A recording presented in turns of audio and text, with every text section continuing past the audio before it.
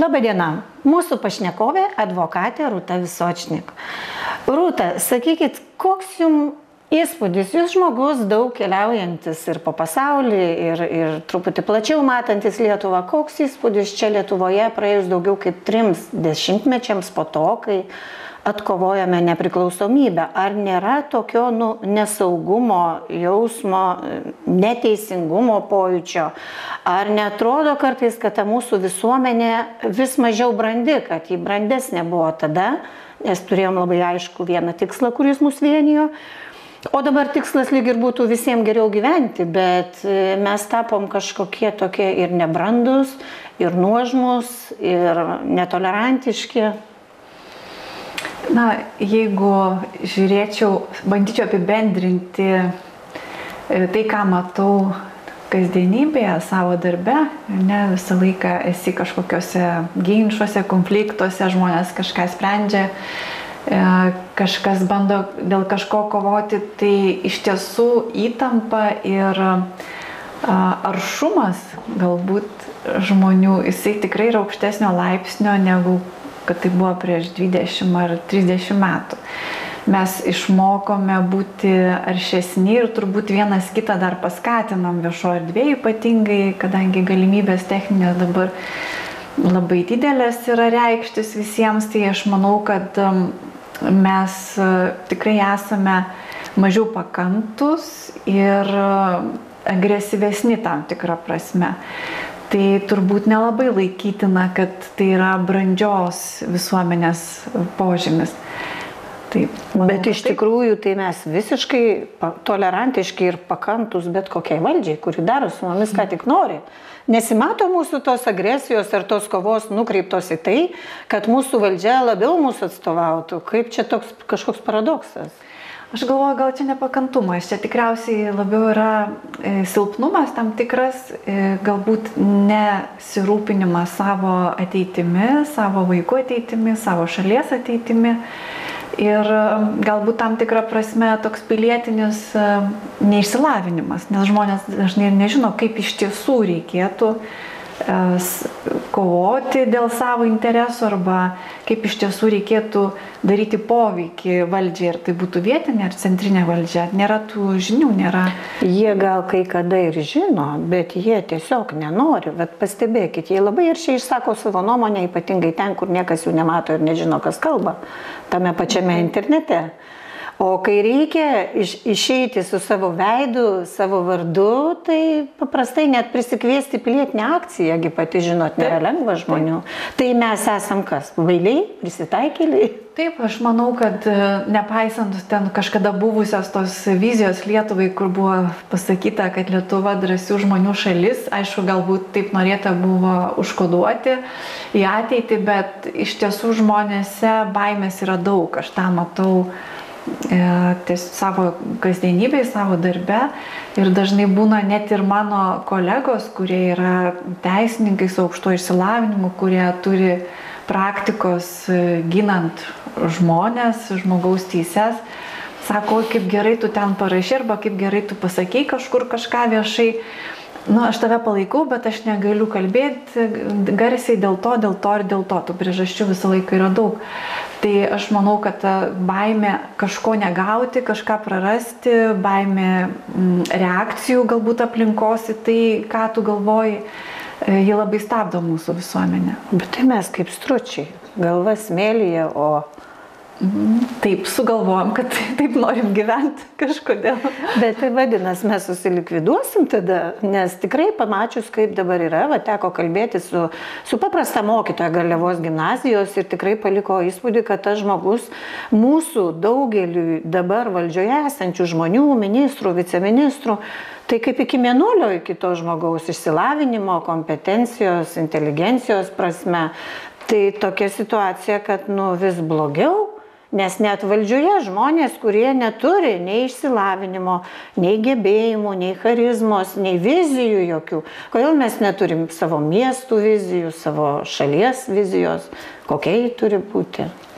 Aš galvoju, kad tų popierinių vizijų, kurios stalčiuose dulka ir brangiai mums kainavo, taip, šitų tai taip. O realių tai neturim dėl to, kad nėra bendro veiksmo, ar ne, bendro intereso. Vizija turi gimti iš apačios, pavyzdžiui, paimkim Kauno kaip pavyzdys, nes Kaune dabar sėdėm, ar ne, tai Kauno ta vizija, kaip mes matom miestą patys gyventojai, dėl ko mes norim susitarti tarpusavį ir kokią užduotį mes norime duoti miesto valdžiai, nepaisant kokia ten ta partija tuo metu turėtų daugumą. Tai normalioj visuomeniai taip ir turėtų būti. Žmonės susitarė vienam ir kitam lygmenį, po to suformuoja užduotį tiems, kurie vykdo tą viziją. Pas mus viskas atvirkščiai, kažkokia vizija dirbtina nuleidžiama iš viršaus, jinai aišku greitai pati nusimarina, nes absoliučiai niekam tik įsisavinimi projektam skirti milijonai. Mes ir vėl matom, kad problema yra ne tik tai valdžios ar tų, kurie yra valdžioje, ar kokie jie yra, bet problema yra ir pačių žmonių, nes jie neranda laiko, neranda noro, neranda motyvacijos galų gale bendrai dėl kažko susitarti ir bendrai veikti tam, kad tas susitarimas jisai būtų įgyvendintas. Čia pradėkime nuo konstitucijos. Mes net ir to nesugebam, mes nesugebam kaip piliečiai susivienyti aplink konstituciją, kurią mes kaip ir visi bendru sutarimu patvirtiname. Tai čia yra kažkokia problema negebėjime būti bendruomenėje ir negebėjime susitarti dėl svarbiausių dalykų, kokie jie bebūtų. Dažnai tenka tokį girdėti pasakymą, arba tegu kiti padaro, aš suprantu, kaip jūs sakot, bet aš nedalyvausiu, nes man svarbiau tas, ką aš galiu gauti, nieko nesakydamas.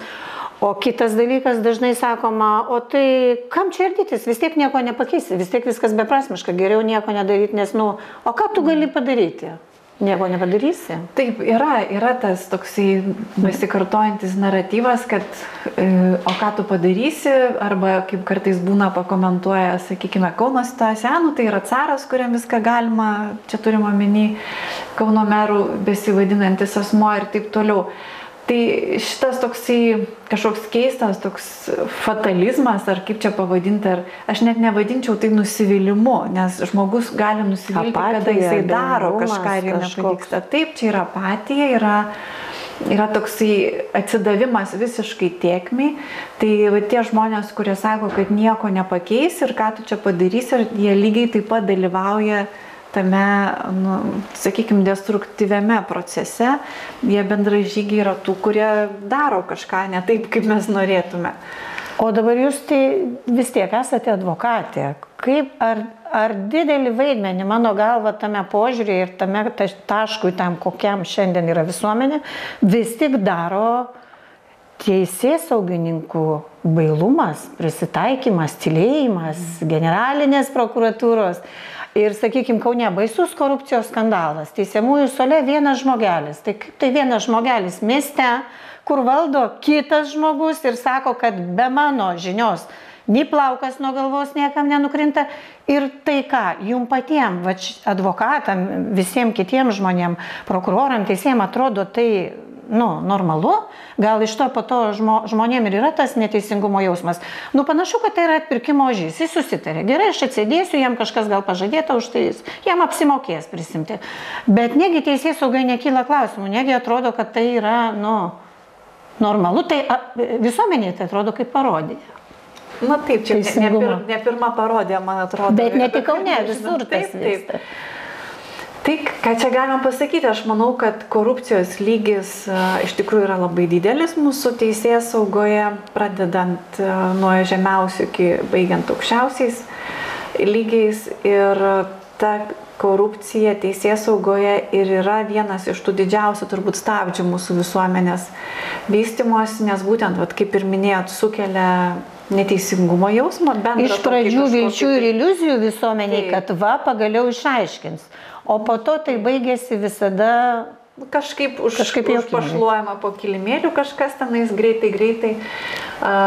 Be to, iš viso to išsivysto tokie paraleliniai dalykai, kad teisėsauga pati suprasdama, kad yra tiesiog tik tai įrankis kažkokių tai, kažkokio tai elito, pavadinkim, nors nevertas būti vadinama elito tas būrelis, bet kažkieno tai rankose yra tik įrankis, tai tada prasideda tas toksai puvimas pačioj teisėsaugai, nes savo tos funkcijos, kurią jie turėtų atlikti, jau jie a priori nebeatlieka ir tada prasideda savavaliavimai įvairiausi ir mes turime tokiu atveju, kada, pavyzdžiui, teisėsaugos institucijos yra naudojamos kažkokioj tai konkurenciniai kovoje verslo subjektų ir užsakomieji reidai, užsakomieji procesai, kažkokie tai baudžiamieji, tas, kas turėtų būti teisiamas, tas vaikšto laisvėje ir atvirkščiai, tas, kas iš tikrųjų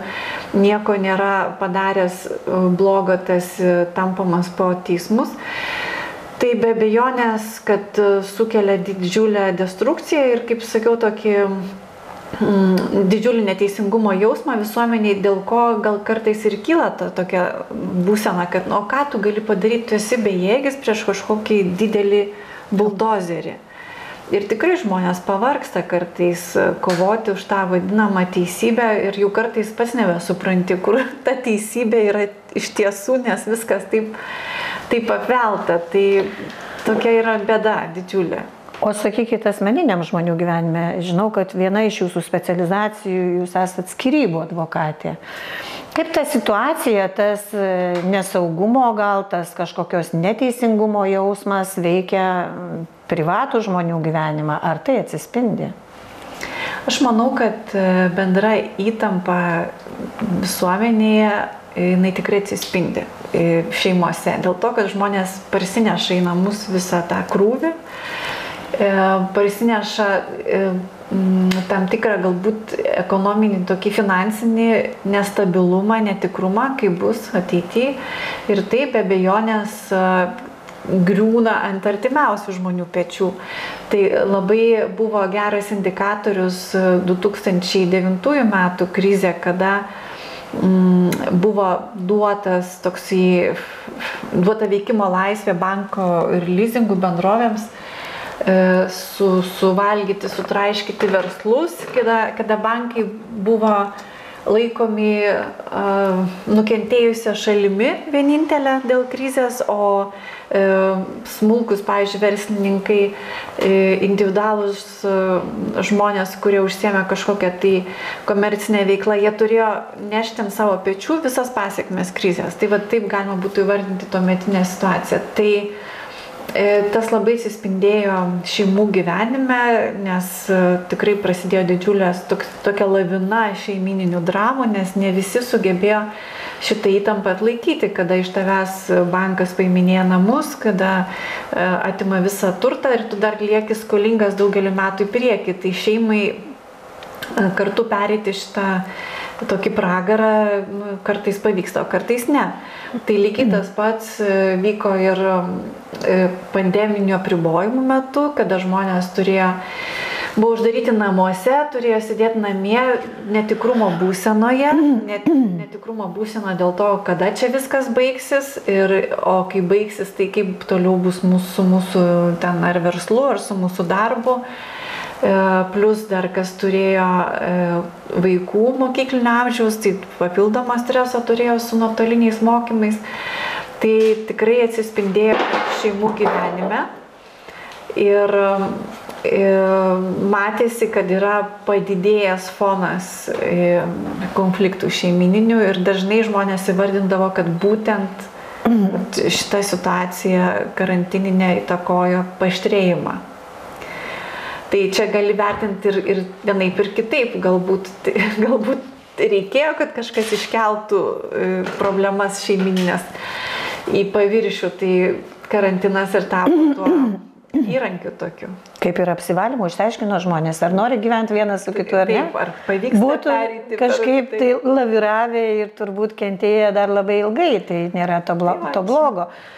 Bet, ką galėtumėt palinkėti? Kitą metą laukia tikrai svarbus rinkimai visuomenės. Ką tam žmogui daryti, kuris gal jau norėtų aktyvizuotis, gal norėtų kažkaip aktyviau dalyvauti visuomenės gyvenime? Ar yra už ką balsuoti, ar yra ką rinktis, ką daryti?